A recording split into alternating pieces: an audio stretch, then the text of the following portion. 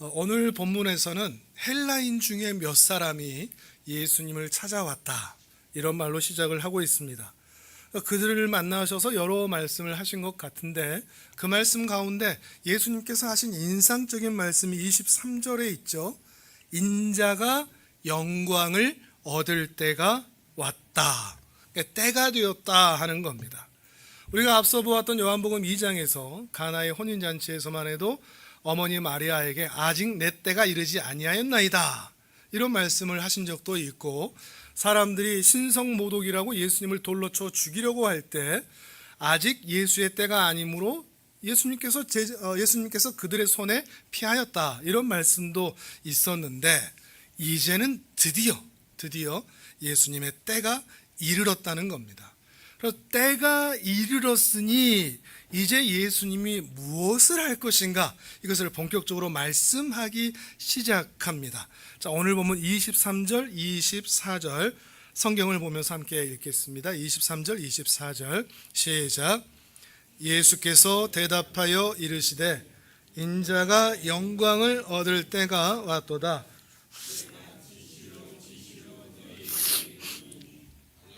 미리 땅에 떨어져 죽지 아니하면 한 알 그대로 있고 죽으면 많은 열매를 맺느니라. 아멘. 이제 영광을 얻을 때가 되면 어떤 일이 일어날지, 무엇을 해야 될지 자연의 이치를 통해서 말씀하고 계십니다. 한 알에 미리 땅에 떨어져 죽어야 많은 열매를 맺는다. 자연의 이치죠.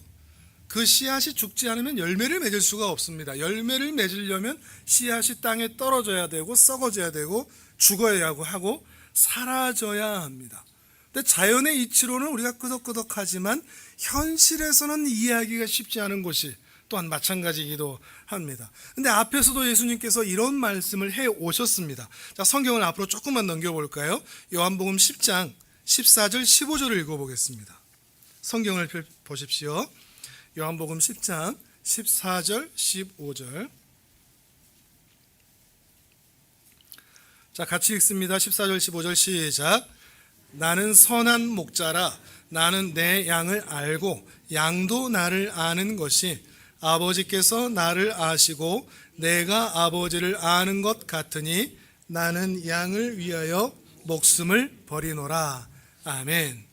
선한 목자는 자기 양을 생명의 자리로 또 진리의 자리로 이끌기 위해서 뭘 해야 되는가 하면 양 무리를 위해서 죽어야 된다, 이렇게 말씀하고 있습니다. 그럼 죽으면, 그 목자가 죽으면 양은 무엇을 얻을 수 있을까요? 그게 11장에서 하시는 말씀입니다. 11장으로 넘겨보십시오. 11장 25절 26절입니다. 예수의 죽음으로 양이 얻을 것은 무엇인가? 그를 따르는 신자들은 무엇을 얻는가? 25절 26절 시작. 예수께서 이르시되 나는 부활이요 생명이니 나를 믿는 자는 죽어도 살겠고 무릇 살아서 나를 믿는 자는 영원히 죽지 아니하리니 이것을 내가 믿느냐. 아멘. 예수님은 부활이고 생명이기 때문에 그 죄인을 위하여 생명을 내어놓으신 예수님을 믿는다면 죽어도 산다, 그럽니다. 살아서 믿는다면 영원한 생명을 또한 얻게 된다. 그러면서 그 말씀의 의미가 무엇인지를 나사로의 다시 살리심을 통해서 보이는 거죠. 단지 기적 행함 정도가 아니라 그 말씀의 예고편과 같은 예수를 믿고 따르는 자들에게 얻게 될 그 복과 영광과 은혜가 무엇인지를 나사로의 다시 살리심을 통해서 보여주시는 거죠. 자, 이걸 종합해 보면 우리가 읽었던 말씀인데, 한 알의 밀알이 땅에 떨어져 죽으면 열매를 맺는다, 이렇게 말하고 있습니다. 곧 예수님은 우리를 어떻게 구원하실 것인가? 죽음을 통해서 구원을 얻는다. 예수님이 죽으시면 우리는 무엇을 얻는가? 영원한 생명을 얻는다. 그것이 우리가 하나님 앞에 열매가 된다는 것이죠. 그런데 물론 자연의 이치로서 땅에 떨어져 죽어야 열매를 맺는다는 것은 너무나 잘 알지만 이것이 신앙의 부분으로 들어오면 이해하기가 쉽지 않은 것이 사실입니다. 먼저 예수가 죽는다, 이 사실은 두고 신자가 믿기 어려운, 교회 밖 사람들도 믿기 어려운 부분입니다. 신이 사람을 위해 왜 죽는가? 그런 신은 없거든요. 이 신이라는 존재가 과연 죽을 수 있는가? 이런 의문이 있는 것이죠. 근데 이 의문에 대한 대답은 의외로 간단합니다. 신이 왜 죽는가? 죄인 때문입니다. 사람이 죄를 지어서 그 사람에게 결국 맞닿을 것은 사망과 멸망뿐인데, 하나님은 사람을 죽이기로 하지 않고 신이 대신하여 죽기로 작정하셨고 실행하신 것이죠. 이것을 대속이라고 말합니다. 대속은 한자 그대로 대신하여 생명을 바친다, 대신하여 벌을 받는다, 이런 말을 의미합니다. 하나님은 사람을 창조하셔서 존재하게 하셨는데 그 본래의 목적과 의미를 사람은 잃어버렸습니다. 오히려 하나님을 대적하는 자리에 서고 말았죠. 그러면서 사람에게 주어진 것은 사망과 멸망뿐이었습니다. 그런데 하나님께서는 이렇게 죽게 될 사람을 손가락질하지도 않으셨고, 진노하지도 않으셨고, 업신여기도 않으셨고, 무관심하지도 않으셨습니다. 방조하지도 않으셨습니다. 작정하셨습니다. 세 분 하나님 중에 성자 하나님께서 사람이 되어 오셔서 저들을 위하여 대신하여 죽기로, 대속하기로 작정하셨고 실행하셨다는 것입니다. 그래서 성자 하나님은 이 땅에 오셔서 아버지께 택함을 받은 자들을 위하여, 그 처음 예정된 사람부터 마지막 택함을 받은 사람들까지를 위하여 자기 생명을 내어놓아 죽으셨던 것이죠. 이 의미를 너무나 잘 알았던 세례 요한은 자기 앞에 죄인들이 받아야 할 회개의 세례를 받기 위하여 나오는 예수님을 사람들에게 소개하기를 이렇게 소개했습니다. 화면을 보겠습니다. 요한복음 1장 29절입니다. 같이 읽습니다. 시작. 이튿날 요한이 예수께 자기에게 나오심을 보고 이르되, 보라, 세상 죄를 지고 가는 하나님의 어린 양이로다. 아멘. 우리가 가져야 할 관점이기도 합니다. 신앙에 있어서 이 신앙을 이용하여 어떻게 하면 편안하게 살고 잘 살까라는 관점만 있지, 그 예수가 우리에게 복과 은혜를 주기 위하여 어떤 삶을 살기에 오셨는가 하는 것은 늘 간과하고 무심할 때가 많습니다. 그런데 세례 요한은 가슴 아프게 외칩니다.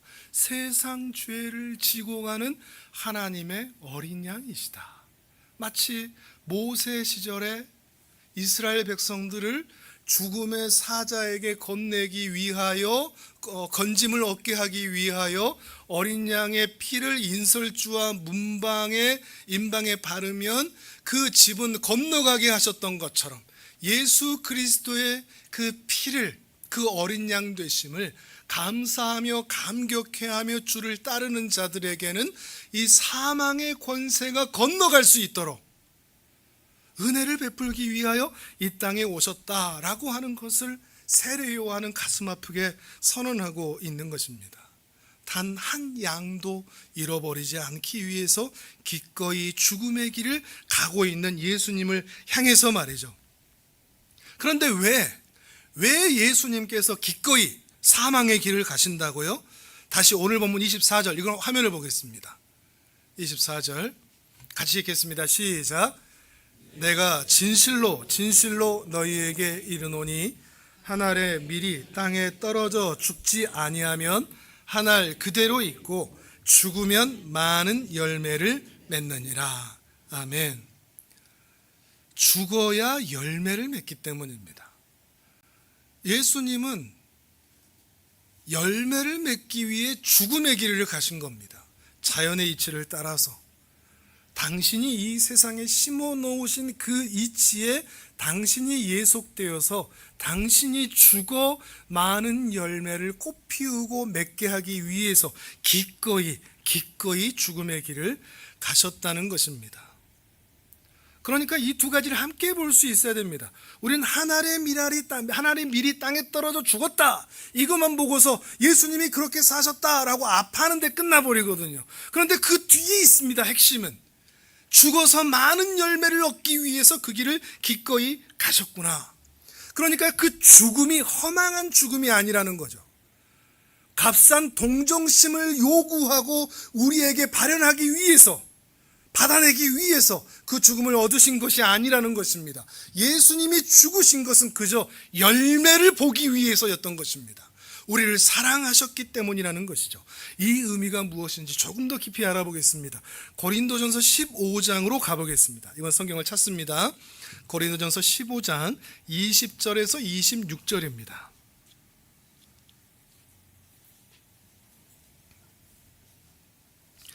신약 성경 283페이지쯤에 있습니다.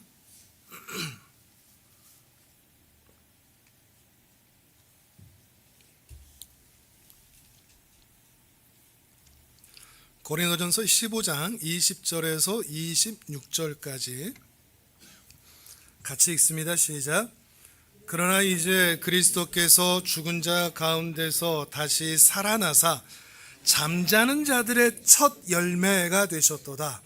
사망이 한 사람으로 말미암았으니 죽은 자의 부활도 한 사람으로 말미암는도다. 아담 안에서 모든 사람이 죽은 것 같이 그리스도 안에서 모든 사람이 삶을 얻으리라. 그러나 각각 자기 차례대로 되리니 먼저는 첫 열매인 그리스도요, 다음에는 그가 강림하실 때에 그리스도에게 속한 자요, 그 후에는 마지막이니 그가 모든 통치와 모든 권세와 능력을 멸하시고 나라를 아버지 하나님께 바칠 때라. 그가 모든 원수를 그 발 아래에 둘 때까지 반드시 왕노릇 하시리니 맨 나중에 멸망받을 원수는 사망이니라. 아멘. 이 일은 주님이 다시 오실 때에 일어날 일입니다. 고린도전서 15장을 흔히 부활장이라고 표현을 하거든요. 마지막 때 주님이 재림하실 때 일어난 일인데, 오늘 우리가 볼 부분은 예수님을 뭐라고 표현하느냐? 잠자는 자들의 첫 열매다 그렇습니다. 첫 번째 열매다. 이 첫 열매라는 것은 많은 것을 의미하는데 특히 유일한 열매다, 아니면 최상급 열매다라고 말하지 않고 첫 열매라는 것은 예수는 잠자는 자들의, 죽은 자들의 첫 열매여서 예수는 순서상으로 제일 앞에 있을 뿐이지 뒤에 맺히는 열매들, 곧 뒤에 잠자는 자들의 부활이 되어 그들이 맺힐 삶의 모습은 예수와 동급이다, 이 말입니다. 그러니까 한마디로 요약하면 죽은 자들은 누구처럼 된다? 예수처럼 된다, 이 말입니다. 첫 열매니까요. 첫 열매나 나중 열매나 다르겠습니까? 그러지가 않죠. 첫 열매이기 때문에, 예수가 첫 열매이기 때문에 그 뒤에 부활할 자들도 모두 다 예수와 같이 된다, 이 말이 되는 겁니다. 여기에서 우리는 궁금증 하나가 해결됩니다. 예수님께서 니고데모를 만나셨을 때 누가 하나님 나라에 들어갈 수 있습니까? 물과 성령으로 사람이 거듭나지 않으면, 다시 태어나지 않으면 하나님 나라에 들어갈 수 없다, 이렇게 말씀하셨습니다. 우리가 다시 태어날 때까지 어머니 모태에 들어가든지 아니면 기발한 어떤 새로운 발상이 일어나야 되는지 혁명이 일어나야 되는지 그래야 된다는 말입니까? 그것이 아니라 우리 스스로는 다시 태어날 수 없다, 곧 우리 스스로는 하나님 나라에 들어갈 수 없다, 이 말입니다. 그런데 다시 태어나는 것 같은 그 놀라운 은혜의 시발점, 그 첫 열매가 무엇인가 하면 예수의 부활입니다. 곧 예수의 부활을 믿고 따르는 자는 그 첫 열매에 따라 다시 태어나게 되어 그 하나님의 능력으로, 예수의 부활의 능력으로 하나님의 나라에 들어갈 수 있게 된다. 이것입니다. 그 비밀의 변수가 바로 예수가 사망에서 다시 부활하셨다. 그리하여 그가 첫 열매가 되어 그를 믿고 따르는 자들에게도 하나님 나라에 들어갈 수 있는 영광과 은혜를 주셨다. 이것이 되는 것입니다. 하나님과 우리가, 예수님과 우리가 같은 수준이 된다는 말이기 때문이죠. 새로운 존재가 된다, 다시 태어나게 된다, 예수님과 같이 된다는 말은 많은 오해를 일으키기도 합니다. 예수를 믿으면 신처럼 변화된다는 말이냐, 신성을 우리도 가지게 된다는 말이냐, 그런 것이 아닙니다. 예수처럼 된다 하는 말이 어떤 의미를 가지느냐, 뒤로 넘기셔서 고린도후서 5장으로 가보겠습니다. 고린도후서 5장 14절에서 17절입니다.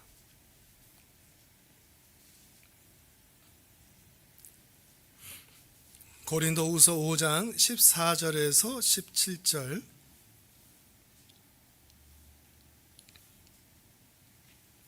같이 읽겠습니다. 시작.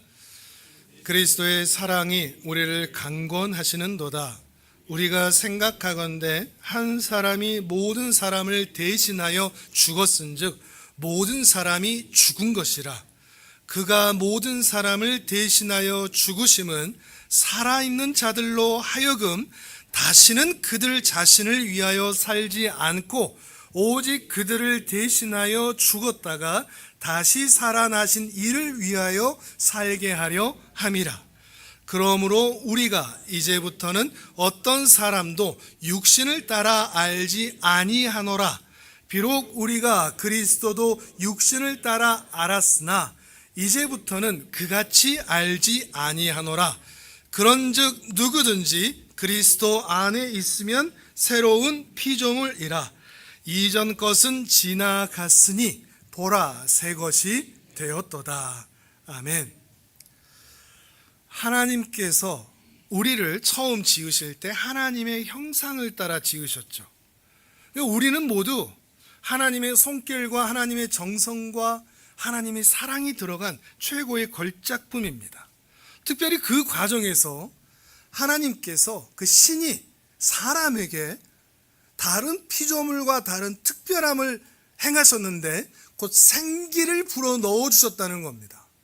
어떤 의미인가 하면 신의 것을 공유하는 유일한 존재가 되었다는 겁니다. 이해하시겠습니까? 생기라는 것은 그저 우리 몸의 원동력이다 이런 차원이 아니라 신의 것을 공유한 유일한 존재다. 그래서 신을 닮은 자로 설 수 있는 유일한 자다, 존재다, 이런 의미를 가지고 있는 것입니다. 그런데 그렇게 신을 닮아야 할 자가 죄로 인하여 죽게 되어 사망밖에 남지 않게 되었습니다. 죄로 인하여 죽을 수밖에 없다는 것은 육체적으로는 숨이 끊어져 결국에는 그 종착지가, 인생의 종착지가 죽음밖에 없다는 겁니다. 죄로 인하여 우리가 갈 수 있는 최종 목적지는 누구도 피할 수가 없습니다. 죽음입니다. 육체적으로는 죽음입니다. 또한 영적으로는 하나님을 더 이상 만날 수가 없는 겁니다. 스스로 알 수도 없고 믿을 수도 없고 받아들일 수도 없고 스스로 그 하나님을 사랑할 수도 없는 존재가 되었습니다. 그러나 주님이 우리 죄를 대신하여 죽으심으로써 우리가 새로운 존재가 되게 하셨는데, 그렇게 새로운 존재가 되게 하셨다는 것은 소위 말일 성도 그리스도의 교회, 몰몬경을 믿는 그 사람들이 주장하는 것처럼 예수라는 한 사람이 하나님이라는 신이 되었다라고 하는 그들 주장처럼 사람도 하나님을 믿으면, 제대로 믿으면 신이 된다라고 하는 그런 주장으로서 우리가 예수를 닮는다는 것은 신적 존재, 초월의 존재, 천사보다 더 나은 어떤 능력을 가진 존재, 그런 존재가 된다는 말이 전혀 아니라, 오늘 보면 15절의 말씀, 자 15절 한번 다시 한번 보실까요? 뒤에 보실까요? 15절, 화면을 제가 이걸 띄워놓지 않았었죠? 15절을 여러분 계속 보고 계십시오. 15절을 보시면 뭐라고 얘기하죠? 자신을 위하여 살지 않는 자. 이게 예수를 닮았다. 부활의 은혜를 경험한 자의 모습입니다. 예수를 닮는다는 것은 자신을 위하여 살지 않는 예수님처럼 자기도 산다는 것을 말합니다. 더 이상 육신을 따라 살지 않는 새로운 피조물이 되었다는 겁니다. 새로운 피조물이 되었다는 것은 예뻐지고 멋져지고 괜찮아진다는 말이 아니라 더 이상 자신을 위하여 살지 않는 존재가 되었다는 말입니다. 그게 새로운 피조물입니다. 그런 의미에서 어제의 나와 오늘의 나는 분명히 다릅니다. 예수 그리스도를 믿은 이후에 우리의 삶은 완전히 달라졌습니다. 그런데 사실 이 말씀 앞에 우리는 끄덕이기가 쉽지 않습니다. 왜냐하면 여전하니까요. 그렇지 않습니까? 제가 말은 예뻐졌거나 괜찮아졌거나 이렇게 말씀드렸지만 실제로 더 예뻐지거나 더 날씬해지거나 더 괜찮아지거나 더 착해지거나 그러지 않거든요. 우리는 여전합니다. 여전히 날마다 죄 가운데 싸우고 있다는 말이죠. 근데 정말 어제의 나와 오늘의 나가 그냥 똑같냐? 근데 꼭 그렇지만도 않습니다. 뭐가 가장 차이 나는 줄 아십니까? 뭐가 내가 구원받은 하나님의 자녀라는 것을 확인하는 방법인 줄 아십니까? 하나님에 대한 반응입니다. 이전엔 하나님을 무시했습니다. 믿고 싶은 생각도 없었습니다. 기독교를 욕했습니다. 교회를 손가락질했었죠. 하나님의 말씀을 믿는 자들이 광신도처럼 보였고 그 최면에 빠진 사람들처럼 미친 사람들처럼 보이기도 했었을 것입니다. 못난 사람들, 미련한 사람들이라고 했었죠. 근데 교회 안에 들어와서 앉아있는 내 생각을 보면 그렇게 손가락질하던 예수 그리스도를 믿는 자들이 얼마나 행복한 삶을 사는지 끄덕여집니다. 그렇게 무시하던 하나님의 말씀에 대해 어느 순간 아멘 하고 있습니다. 놀라운 변화 아닙니까? 어제의 나와 오늘의 나가 그렇게 달라지고 있지 않습니까? 실패하더라도 하나님이 기뻐하는 것을 그래도 해보려고 시도합니다. 실패하더라도.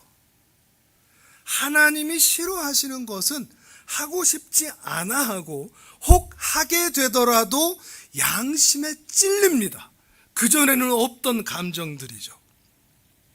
어쩌면 이런 하나님에 대한 반응, 하나님의 말씀에 대한 반응이 가장 기본적인 반응이 아닐까 싶습니다. 그런데 오늘 본문에서 우리에게 말하는 것은 무엇인가 하면 이런 기본적인 반응 이외에 그걸 넘어서서 단계를 넘어서서 하나님을 닮은 자의 삶이 무엇인가 하면 자기를 위하여 살지 않는 자, 조금 더 긍정적으로 표현하면 자기를 사랑하는 것을 넘어서서 하나님을 사랑하고 이웃을 사랑하는 자로 살아가기 시작한다는 것입니다. 방금 읽은 15절, 부활의 은혜를 입은 자는 더 이상 자신을 위해 살지 않는다. 이 말이 그 말입니다. 그리고 이 말을 예수님은 오늘 본문에서 뭐라고 표현하는 줄 아십니까? 더 원색적으로 얘기하고 있습니다. 화면을 보겠습니다. 오늘 본문 25절, 12장 25절 빨간 글씨 있죠? 자, 시작. 자기의 생명을 사랑하는 자는 잃어버릴 것이요 이 세상에서 자기의 생명을 미워하는 자는 영생하도록 보전하리라. 아멘. 이 말씀에 아멘 할 수 있겠습니까? 다시 한번 읽어보겠습니다. 믿어지면 아멘 하십시오. 자, 시작. 자기의 생명을 사랑하는 자는 잃어버릴 것이요 이 세상에서 자기의 생명을 미워하는 자는 영생하도록 보전하리라. 아멘. 지금 이 말은 세상 사람들이 흔히 하는 말과 완전하게 대치되는 말입니다. 자기 생명을 사랑하면 잃는다. 그런데 자기 생명을 미워하면 얻는다. 이렇게 말하고 있으니까요. 예수님의 말씀에 따르면 자기 생명을 사랑하면 자기 자신을 잃어버린답니다. 망하게 된다는 겁니다. 바울의 말까지 합하면 자기 생명을 사랑하는 자로 인하여 말세의 때에 수많은 사람들이 고통을 얻게 된다고 말합니다. 디모데후서 3장 1절 2절입니다. 화면을 보겠습니다. 말세의 때에 고통을 유발하는 첫 번째 요인입니다. 같이 읽습니다. 시작. 너는 이것을 알라. 말세에 고통하는 때가 이르러 사람들이 자기를 사랑하며 돈을 사랑하며 교만하며 비방하며 부모를 거역하며 감사하지 아니하며 거룩하지 아니하며. 아멘. 이것도 아멘이 되십니까? 자기 사랑, 자기 중심, 자기 애. 세상이 그토록 중요하다고 말하는 이것이 자기를 망가뜨리고 가정을 무너뜨리고 세상을 고통스럽게 한답니다. 그래서 수많은 믿음의 선배들은 이런 자기의 자기 사랑을 모든 아픔의 근원이라고 말했습니다. 원흉이라고 말했습니다. 모든 문제의 치명적인 근원이다. 이 자기애 때문에 인류는 망한다. 사람들은 고통스러워한다는 것입니다. 이 말을 바꾸면 자기애를 멈추고 타인을 사랑하는 마음으로 바꾸게 된다면 모든 파괴와 고통의 문제도 멈추게 된다는 겁니다. 나를 미워하고 타인을 사랑하면 가정을 지킬 수 있답니다. 교회를 지킬 수 있답니다.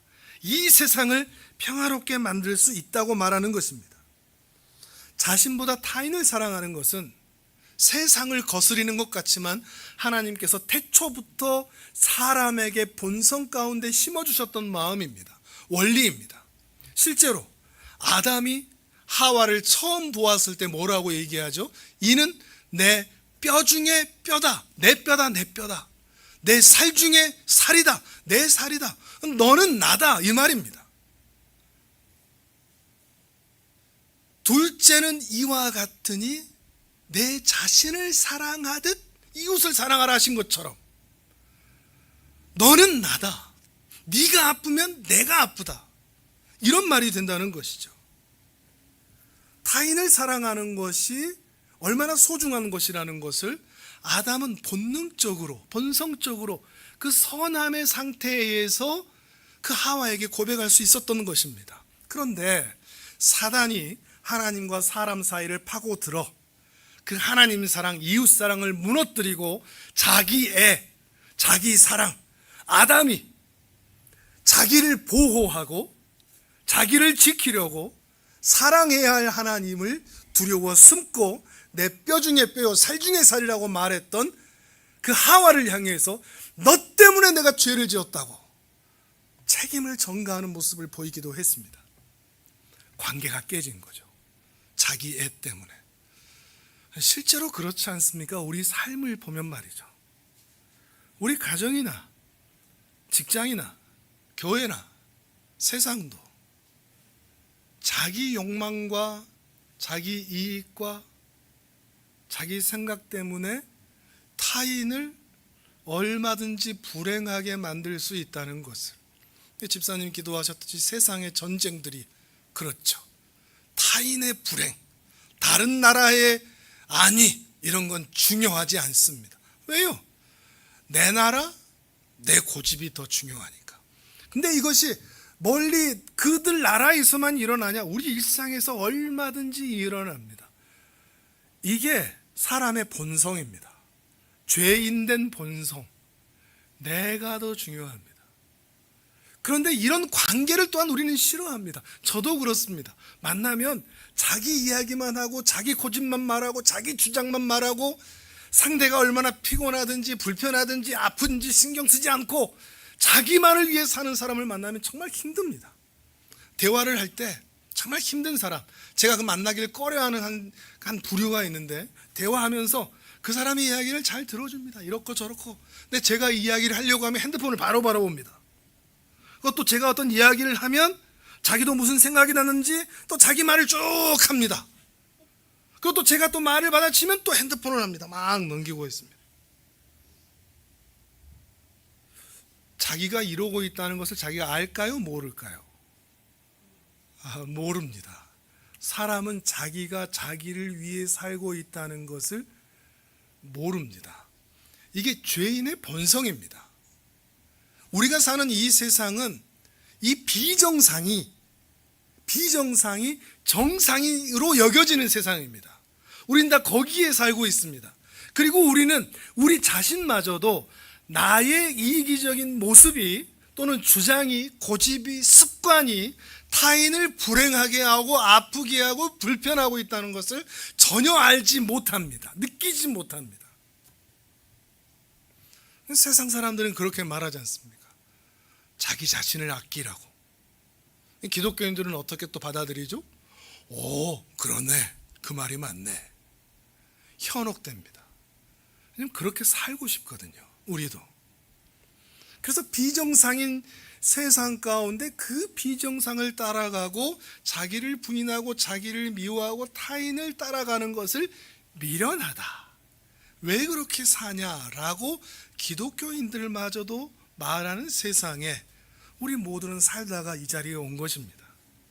하지만 이렇게 나만 외치는 세상에서 예수님은 자기를 따르는 제자들이라면 뭐라고 어떻게 살아야 된다고 그러셨죠? 자기를 부인하고 자기 십자가를 지고 나를 따를 것이니라. 암송 좀 하니까 이제 이런 것들이 막 입에 좀 붙으시죠? 자기를 부인하고 자기 십자가를 지고 나를 따를 것이니라. 사도 바울은 이 말씀을 받아서 뭐라고 표현하는가 하면 나는 날마다 죽노라 그럽니다. 자기 부인, 자기 십자가는 자기 죽음이거든요. 자기 죽음. 근데 이게 1년에 한 번씩? 연중에 몇 년에 한 번씩이 아니라 날마다라고 그럽니다. 자기 부인과 자기 죽음이 일상인 것이 신자의 삶이라는 것을 사도 바울은 우리에게 너무 무겁게 말하고 있는 것이죠.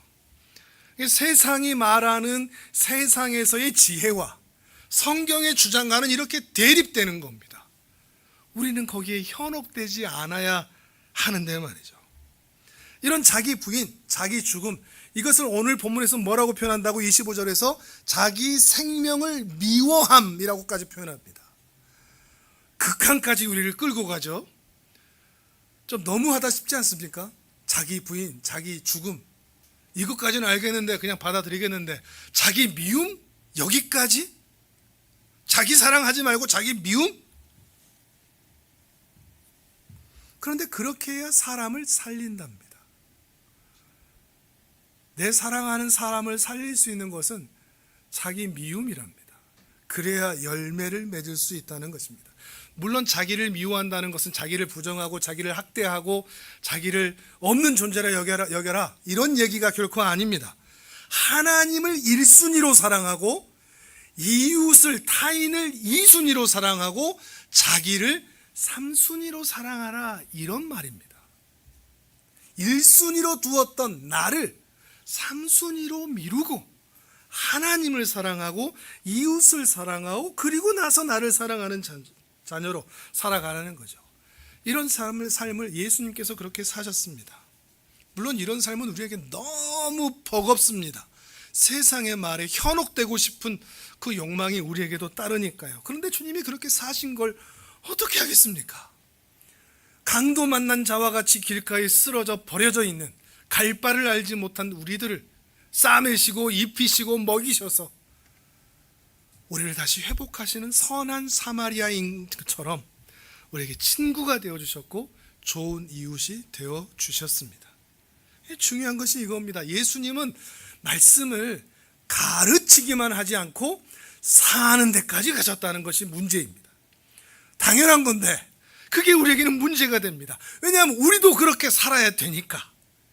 복음을 아는 것은 복음의 종착지가 아닙니다. 아는 것을 사는 데까지 가는 것이 복음의 종착지입니다. 한국 교회가 실패하고 지탄받는 이유가 바로 여기에 있습니다. 말만 많습니다. 구호만 떠듭니다. 현수막만 멋지게 걸어놓습니다. 천국과 지옥의 기준점도 압니다. 예수 천당 불신 지옥. 그러나 주님이 사셨던 것처럼 자기를 미워하고 자기를 부인하고 자기 십자가를 지고 살아가는 사람은 없고, 모든 사람들이 다 자기 이익을 위하여, 자기를 위하여 사랑하면서 삽니다. 그렇게 수없이 떠들면서도 말이죠. 하지만 오늘 말씀을 통하여 우리는 부담스럽지만 믿음으로 받아들여야 할 것이 있습니다. 주님을 따르는 신자라면 아는 것과 말하는 것과 사는 것이 일치해야 한다는 것입니다.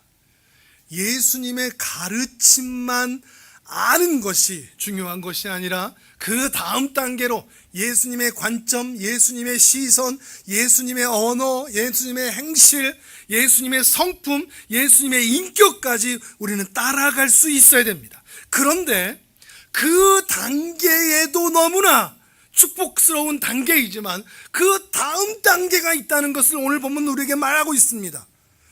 예수님의 자기 부인, 자기 죽음, 자기 미움의 자리까지 가야 된다는 겁니다. 실제로 예수님의 가르침을 아는 사람들도 많고, 예수님의 언어와 예수님의 행실과 예수님의 성품을 가진 사람들도 많이 볼 수 있지만, 예수님처럼 자기를 부인하고 자기를 미워하고 자기 죽음까지 닮아가는 것은 쉽지가 않습니다. 그의 생기가, 그의 성령이 우리 안에 충만하지 아니하면 우리는 영원히 나를 위해서 살 수밖에 없는 겁니다. 그런데 예수님도 그런데 이걸 힘들어 하셨습니다. 이걸 우리에게 작은 위안이 되기도 합니다. 오늘 본문 27절입니다. 화면을 보겠습니다. 같이 읽습니다. 시작. 지금 내 마음이 괴로우니 무슨 말을 하리요? 아버지여 나를 구원하여 이 때를 면하게 하여 주옵소서. 그러나 내가 이를 위하여 이 때에 왔나이다. 아멘. 예수님 뭐라 그러죠? 괴롭다 그럽니다. 괴롭다. 얼마나 이게 위안이 되는 말씀인 줄 모릅니다. 우리만 괴로운 게 아니라 예수님도 괴로우십니다. 예수님은 진정한 하나님이시지만 또한 진정한 사람이십니다. 진짜 사람 그대로라는 것입니다. 진정한 사람이셨기 때문에 본인이 가야만 하는 그 죽음의 길 앞에서 본인도 너무 괴로워하셨습니다. 실제로 상처도 받으셨고 배신도 당하셨고 아픔도 겪으셨습니다. 그런데 이 인간적인 한계들, 아픔들을 그의 신성으로 무마하거나 덮어버리거나 대충 얼버무리지 않으셨습니다. 신성으로 그것을 덮으실 수 있음에도 불구하고 사람으로서 그 모든 것을 날 것 그대로 자신도 다 당하셨습니다. 그래서 괴로우셨습니다. 그래서 우리가 괴롭다는 것이 무엇인지를 너무도 예수님께서 잘 아십니다. 직접 감수하셨습니다. 근데 왜 이걸 직접 감수하셨다고요? 신성으로 무마하지 않으셨다고요? 많은 열매를 얻기 위해서입니다.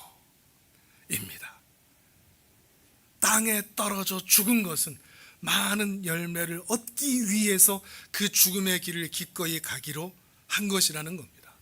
다만 여기서 유심히 볼 것, 예수님께서 그 괴로움을 덮어두고 그 사명의 길을 다시 가기로 한 변수에는 뭐가 있냐?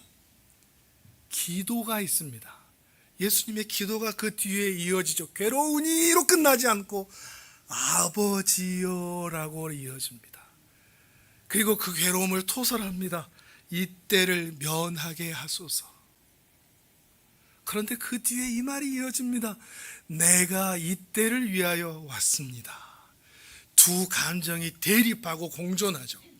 그 가운데서 사명의 길로 가도록 이끄는 것은 기도였습니다. 아버지께 나아가 하는 기도. 기도는 종교적 행위로서 자기 최면을 거는 현상이 아닙니다. 기도는 아버지께 나아가는 겁니다. 아버지께 나아가면 그가 내 연약함을 채우실 줄 믿고 나아가는 겁니다. 그가 나를 도우실 줄 믿고 나아가는 겁니다. 그가 나와 동행하실 줄 믿고 나아가는 것이 기도입니다. 괴로우면 괴로운 그대로, 아프면 아픈 그대로, 부족하면 부족한 그대로, 주여 내가 너무 힘듭니다. 그런데 그 대립된 감정 가운데서 그 사명을 회피하거나 도망가지 않고 직면할 수 있도록 신중한 선택을 할 수 있도록 우리를 이끌어가는 것은 아버지를 향한 기도였다는 것입니다. 기도가 이처럼 중요합니다. 이처럼 중요합니다. 그리고 기도의 수준도 중요합니다. 제가 하늘품교회를 해오면서 또 하늘창고 사역을 해오면서 시간이 지날수록 참 힘들었습니다. 현실이 녹록지 않다. 상황이 녹록지 않다. 이러다 제명에 못 살겠다. 그래서 이런 기도를 했습니다. 하나님, 제가 주님께서 저를 불러주셨고 은혜를 베풀어 주셨으니 제가 주님 얼굴 봐서 딱 10년을 하겠습니다. 근데 10년 뒤에는 저를 데리고 가시든지 아니면 인생의 다른 길을 열어주시든지 그렇게 해주십시오. 10년을 채우면 전 진짜 제대로 못 살 것 같습니다. 이게 제 기도였습니다. 근데 오늘 본문의 이 기도를 통해서 제 그때의 기도가 떠올랐고 그 뒤에 예수님께서 하신 말씀, 내가 이때를 위해 왔습니다. 내가 이 사람을 위해 왔습니다.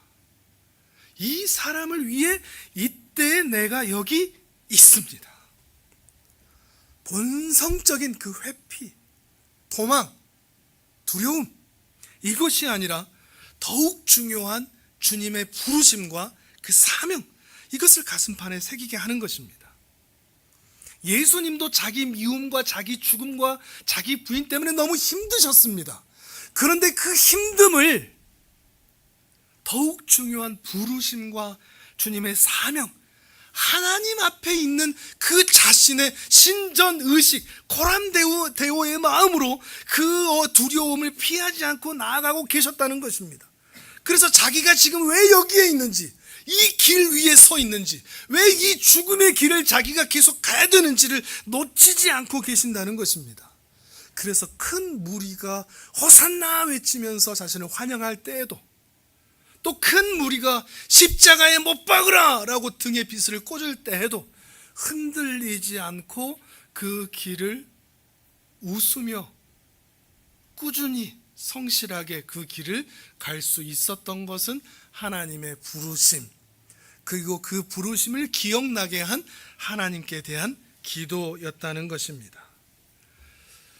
오늘 우리는 왜 여기에 있을까요? 그리고 여러분은 왜 거기에 있을까요?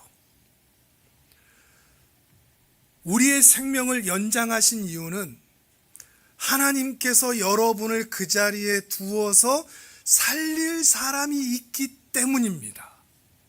없으면 여러분이 지금까지 살아있을 이유가 없습니다. 여러분이 그 자리에 있는 이유는 여러분을 통하여 맡기시고 싶은 일들이 있기 때문입니다. 여러분을 통해 누구를 살리고 싶어 하실까요? 생각나는 분들이 있습니까? 여러분을 통해서 무엇을 하고 싶으실까요? 생각나는 일이 있겠습니까? 있습니까? 저는 여전히도 기도합니다. 알겠습니다, 주님. 5년은 더 할게요. 두려움에 대한, 본성에 대한, 그렇게 한 사람을 살리기 위해서는 내가 죽어야 되는구나 라는 것이 단순하게 언어로 끝나지 않고 한 알의 밀알이 땅에 떨어져 죽는 것이 무엇인지에 대한 의미를 너무나 잘한다고 생각했는데 이제서 조금 아는 것 같습니다. 양가 감정이 다 있는 거죠. 내 생명을 줘야 되는구나. 내 살점을 뜯어줘야 되는구나. 그래서 아프구나. 내가 그들이 아프면 나도 아파야 되는구나. 그들이 무너지면 나도 무너져야 되는구나. 그들이 울면 나도 무너져야 되는구나. 그래야 그들을 살릴 수 있구나 라고 하는 것 때문에 두려움과 도망이 나로 하여금 회피의 자리로 가게 할 때가 참 많지만, 여러분 앞에서 저도 약속하겠습니다. 저도 끝까지 그 길을 가볼 테니 여러분도 여러분에게 맡기신 사람과 여러분에게 맡기신 일을 위하여 끝까지 가보시기를 바랍니다. 그 길 끝에 영광의 주님께서 여러분을 반드시 맞아주실 때가 올 줄을 또한 믿습니다.